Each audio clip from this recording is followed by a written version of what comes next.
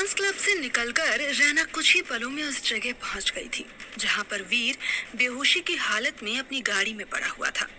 रैना ने देखा वीर के सिर से बहुत खून बह रहा था और उसकी गाड़ी भी बहुत बुरी हालत में थी। वो उसके पास आई और अपना हाथ उसके माथे पर फेरने लगी। रैना की इन जादुई शक्तियों से वीर के माथे का खून बहना बंद हो गया था। यहाँ तक कि उसके शरीर पर किसी भी चोट का निशान तक नहीं रहा। उसके सिर्फ छूने भर से ही वीर की हर चोट ठीक हो गई थी। रैना ने आंखें बंद कर कोई जादुई मंत्र पढ़ा। उसके बाद वीर की गाड़ी भी बिल्कुल ठीक होकर पेड़ से हटकर सड़क के किनारे खाली जगह पर आ गई। ये सब इतनी तेजी से हुआ कि अब वहां लग ही नहीं रहा था कि कुछ देर पहले एक्सीडेंट हुआ भी था। उस वक्त वीर को होश आया तो उसने देखा कि उसके सामने रैना खड़ी थी। पहले तो उसे लगा कि वो कोई सपना देख रहा है, लेकिन फिर जब उसने अपनी आंखें मसलकर दोबारा देखा तो सच में वहां रैना खड़ी थी। वीर ने खुद को संभाला और उठते हुए बोला, अरे तुम यहाँ क्या कर रही हो? वीर के इस सवाल पर रैना भी अनजान बनते हुए उससे पूछने लगी, पहले तुम बताओ, इतनी रात को सड़क पर गाड़ी रोककर तुम यहाँ क्या कर रहे हो? रैना के ये पूछते ही वीर को अपने एक्सीडेंट की बात याद आई। वो गाड़ी से उतरकर तुरंत अपनी गाड़ी की तरफ ध्यान से देखने लगा, लेकिन वो ये एकदम देखकर हैरान हो गया कि उसकी गाड़ी तो बिल्कुल ठीक थी, उस पर एक खरोंच भी नहीं थी। थोड़ी देर कंफ्यूज होकर सोचते हुए उसने अपने माथे और दोनों हाथों को टच करके देखा, जो बिल्कुल ठीक हो गए थे। उसे समझ नहीं आ रहा था, वो खुद हैरान था और हैरान होकर खुद से बोला, ये कैसे हो सकता है? उसे खुद से बातें करते देख रैना ने उससे पूछा, क्या कैसे हो सकता है वीर? ये तुम खुद से ही बातें क्यों कर रहे हो? वीर रैना की ओर देखकर बोला, वो एक्चुअली अभी कुछ देर पहले मेरा एक्सीडेंट हो गया था और मुझे अच्छे से याद है कि मेरी गाड़ी एक पेड़ से टकरा गई थी। उसकी वजह से मुझे चोट भी लगी थी और गाड़ी बहुत बिगड़ गई थी, लेकिन अब देखो मेरी गाड़ी बिल्कुल ठीक है और मैं भी। तुम ही बताओ, ये सब इतने जल्दी कैसे हो सकता है? रैना वीर की बात पर हंसते हुए बोली, वीर, तुमने जरूर कोई सपना देखा होगा। अगर ऐसा कुछ हुआ होता तो इतने जल्दी ये सब ठीक कैसे हो सकता था? वीर बहुत देर तक यही सोचता रहा। फिर उसे रैना की बात सही भी लगी। उसने कहा, हाँ, शायद तुम सही कह रही हो, मुझे ही कुछ गलतफहमी हुई होगी।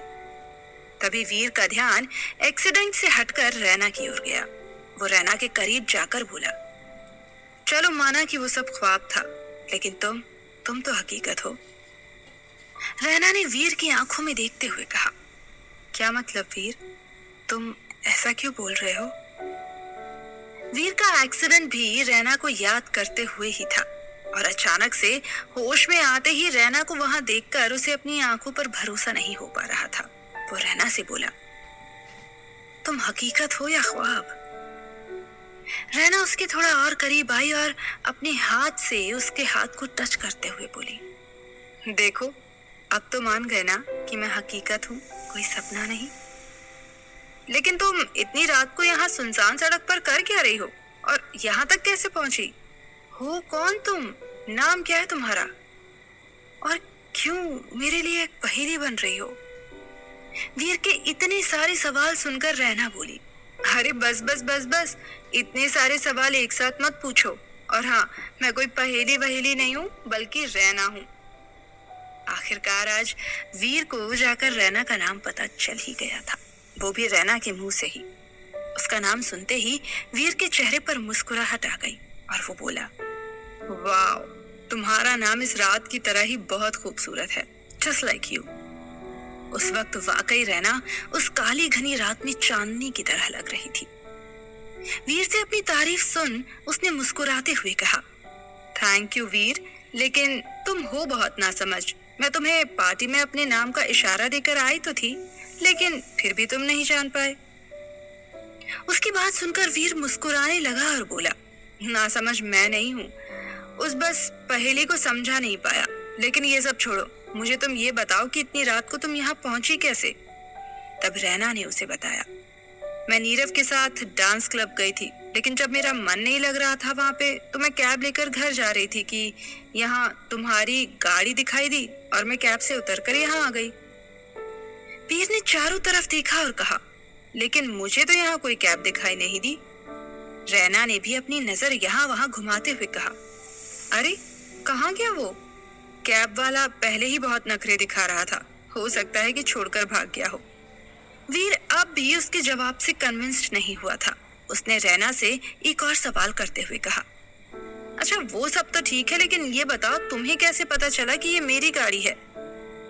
रैना को जरा भी उम्मीद नहीं थी कि वीर उससे ऐसा सवाल करेगा, लेकिन फिर भी बात को संभालने के लिए वो कुछ सोचते हुए बोली, आपको नहीं लगता कि आप कुछ ज्यादा ही सवाल पूछ रहे हैं मुझसे? वीर ने जोर देते हुए उससे कहा, अच्छा अगर ऐसा है तो तुम जवाब क्यों नहीं दे देती? क्यों हमेशा पहेली बनी रहती हो मेरे लिए? रैना वीर की बात सुनकर मुस्कुराने लगी और बोली, वीर मेरी कैब यहाँ से गुजर रही थी, मेरी नजर तुम्हारी गाड़ी पर पड़ी। गाड़ी के शीशे से मुझे तुम गाड़ी में बैठे हुए दिखाई दिए। मुझे लगा कि शायद कोई प्रॉब्लम होगी, इसीलिए तुम इस तरह आधी रात को सड़क पर गाड़ी रोक कर खड़े हो। बस इसीलिए मैं कैब से उतरकर यहाँ आ गई। इस बार वीर रैना की बात से पूरी तरह कन्विंस हो गया था। वो बोला, ओह तो ये बात है, लेकिन अब वो कैब वाला भी चला गया। आओ मैं तुम्हें घर छोड़ देता हूँ। जी नहीं, रहने दीजिए, मैं कोई दूसरी कैब लेकर चली जाऊंगी। वीर रैना को समझाते हुए बोला, देखिए इतनी रात को आपको यहाँ कोई कैब नहीं मिलेगी और ये रास्ता इस वक्त आपके लिए सेफ नहीं है। आइए प्लीज गाड़ी में बैठिए, मैं आपको घर छोड़ देता हूँ। रैना आकर वीर के साथ वाली सीट पर बैठ गई।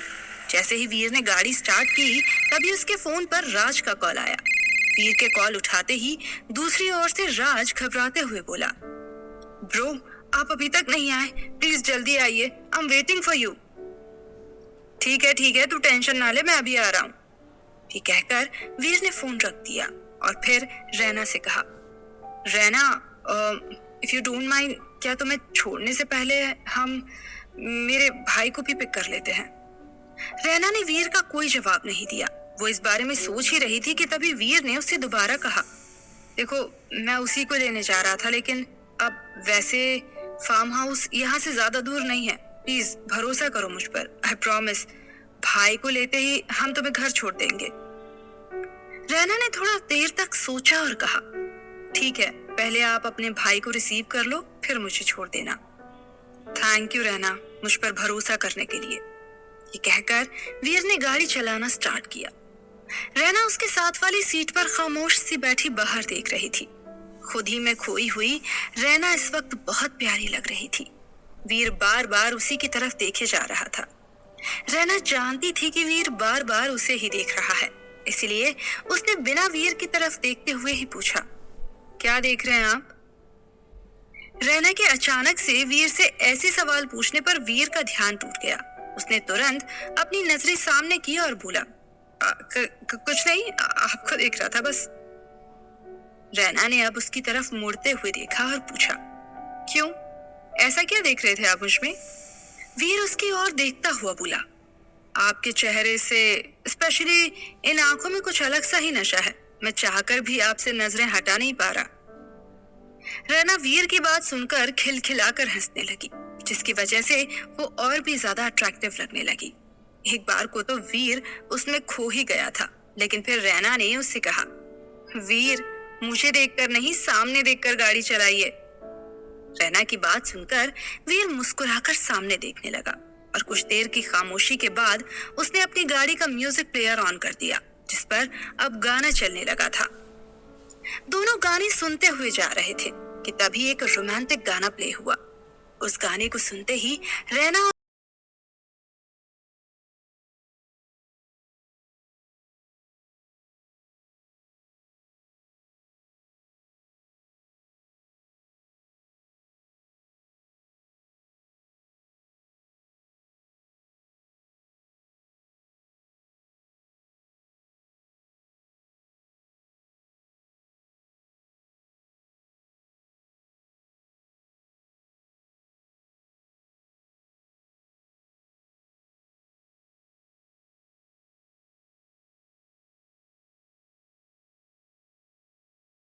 निकले। वीर गाड़ी से उतरा और रैना को इनवाइट करते हुए बोला, रैना, ये मेरा फार्म हाउस है, चलो अंदर चलते हैं। रैना भी गाड़ी से उतरी और दोनों फार्म हाउस के अंदर गए। फार्म हाउस देखने में बहुत बड़ा और सुंदर था। चारों तरफ पेड़ ही पेड़ थे। वो दोनों फार्म हाउस के अंदर बड़े और खूबसूरत से गार्डन में गए, जहां उन्होंने देखा राज वहीं खड़ा वीर का इंतजार कर रहा था। वीर जैसे ही उसके पास गया, राज उसके गले लगकर बोला, थैंक गॉड आप आ गए ब्रो। ऐसी क्या इमरजेंसी थी राज, जो इतनी रात को मुझे यहाँ बुलाया? Is everything okay? वीर के सवाल का जवाब देते हुए राज ने कहा, ब्रो क्या बताऊं मैं आपको, मेरी न्यू गर्लफ्रेंड है ना पूर्वी, मैं उसे बहुत चाहता हूँ। लेकिन आज जब वो मेरे साथ यहाँ फार्म हाउस आई तो पता नहीं कैसे उसके पापा को पता चल गया। वो भी अचानक से यहाँ आ गए और उसे एक थप्पड़ भी लगाया। उसके बाद वो पूर्वी को जबरदस्ती अपने साथ ले गए और अब वो मुझे धमकी दे रहे हैं कि मुझ पर केस कर देंगे। आप ही बताओ मैं क्या करूं? वीर उसे समझाते हुए बोला, कोई बात नहीं राज, अगर वो हम पर केस करेंगे भी तो संभाल लेंगे हम। तो अभी मेरे साथ चल, बाकी ये सब हम कल सुबह देखेंगे कि क्या करना है। राज अभी भी काफी अपसेट था। वो वीर की बात को काटते हुए बोला, नहीं ब्रो, केस की टेंशन नहीं है मुझे तो बस डर है इस बात का कि अब कभी मुझसे पूर्वी मिलने नहीं आएगी। इसीलिए मैंने आपको बुलाया था, इससे पहले कि वो रातों रात उसे कहीं भेज दे। आप मेरे साथ उसके घर चलिए। राज, बात को समझने की कोशिश करो, पहले घर चलो, फिर सुबह सोचेंगे कि क्या करना है। अपने बड़े भाई की बात मानो प्लीज। वीर उसे समझा रहा था, लेकिन राज अभी भी जिद पर अड़ा हुआ था और लगातार पूर्वी के घर जाने की जिद कर रहा था। रैना भी दूर खड़ी ये सब देख रही थी।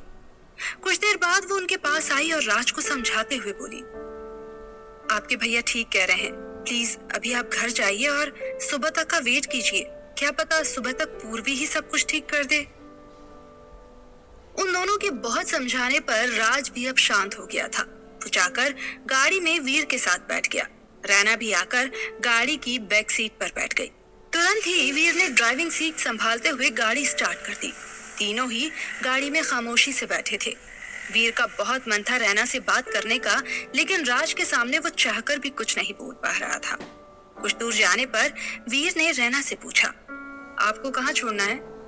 ये सुनते ही रैना ने वीर को अपने घर का एड्रेस दे दिया और कुछ देर बाद ही वीर ने रैना को उसके घर के सामने उतारा और खुद भी कार से बाहर निकल कर आ गया। रैना ने उसे थैंक यू कहा और घर के अंदर जाने लगी। तभी वीर ने उसे आवाज दी, रैना। रैना भी यही चाहती थी कि वीर उसे अपने पास बुलाए, इसलिए वीर की आवाज सुनते ही वो मन ही मन खुश होते हुए मुड़कर वापस आई और बोली, जी कहिए। वीर ने हिचकिचाते हुए पूछा, अब कब मिलोगी? मिलना तो रैना भी चाहती थी, लेकिन फिर भी अपनी फीलिंग्स को कंट्रोल करते हुए वो बोली, क्यों मिलना चाहते हो आप? फिर उसके सवाल पर मुस्कुराने लगा और हाथ आगे करके बोला, मुझसे दोस्ती करोगी? रैना ने कुछ देर सोचा और फिर उसके साथ हाथ से हाथ मिलाते हुए बोली, वीर और रैना की दोस्ती की शुरुआत हो चुकी थी। वीर से हाथ मिलाकर जैसे ही रैना जाने लगी, तभी वीर ने उसे फिर से आवाज दी, कल हमारे सारे फ्रेंड्स घूमने जा रहे हैं, क्या तुम हमारे साथ चलोगी? रैना ने वीर की बात का कोई जवाब नहीं दिया और सोच में पड़ गई कि तभी वीर फिर से बोला, कोई बात नहीं, सोचकर मुझे कॉल कर देना। ये कहकर वीर ने अपना नंबर रैना को दिया और बाय बोलकर वापस अपनी कार में बैठ गया। रैना वीर का नंबर अपने फोन में सेव करके घर के अंदर चल दी। नीरव बहुत पहले ही घर आ चुका था, इसीलिए सुजाता रैना का बेसब्री से इंतजार कर रही थी। रैना के घर के अंदर आते ही सुजाता ने पूछा, किसके साथ थी तुम रैना? रैना ने सुजाता को बताया कि वो वीर के साथ थी और उसे एक एक करके सारी बात बताने लगी। सब कुछ सुनकर सुजाता ने उससे कहा, अच्छा किया तुमने जो उसकी जान बचाई, अगर वीर को कुछ हो गया होता तो तुम्हारा बदला भी अधूरा ही रह जाता। जाओ अब जाकर आराम कर लो। रैना अपने कमरे में गई और फ्रेश होकर चेंज कर अपने बिस्तर पर लेट गई। दूसरी ओर वीर अपने कजिन राज के साथ गाड़ी में घर जा रहा था कि तभी राज ने पूछा, क्या बात है ब्रो, बहुत खोए खोए लग रहे हो, कहीं रैना की याद में तो नहीं खोए? वीर उसकी तरफ देखकर मुस्कुराते हुए बोला, अरे नहीं यार, अभी कल ही तो मिली है वो पहली बार पार्टी में, उसकी यादों में कैसे खो सकता हूँ। राज उसे छेड़ता हुआ बोला, आपके चेहरे को देखकर तो नहीं लग रहा कि आप उसकी यादों में नहीं खोए।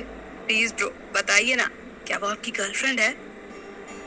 वीर ने ड्राइविंग पर फोकस करते हुए कहा, जैसा तुम सोच रहे हो वैसा कुछ नहीं है राज, वी आर जस्ट फ्रेंड। राज उससे फिर बोला, okay bro, but promise me, जब भी रैना के साथ आपकी फ्रेंडशिप लव में बदलेगी तो आप मुझे जरूर बताओगे। Okay I promise. इसी तरह दोनों बातें करते करते घर पहुंच गए और चुपचाप अपने अपने कमरे में चले गए। उधर रैना लॉन्ग टी शर्ट और लोअर पहनकर आराम से अपने कमरे में लेटी हुई थी। खुले और उलझे बालों में वो और भी ज्यादा सुंदर लग रही थी। वो सोच रही थी कि कल वो वीर के साथ घूमने जाए या नहीं। फिर उसे याद आया कि वीर ने उसे अपना नंबर दिया था। वो उसे फोन मिलाने ही वाली थी कि न जाने क्या सोचकर उसे कॉल नहीं किया और फोन साइड में रखकर मुस्कुराने लगी। वीर भी अपने कमरे में लेटा रैना के बारे में ही सोच रहा था। वो सोच रहा था कि काश काश बस एक बार रैना उसे कॉल कर ले, काश रैना का नंबर भी उसके पास होता। आज भी दोनों की सिचुएशन एक जैसी थी, लेकिन फिर भी उन दोनों की आपस में बात नहीं हो पा रही थी।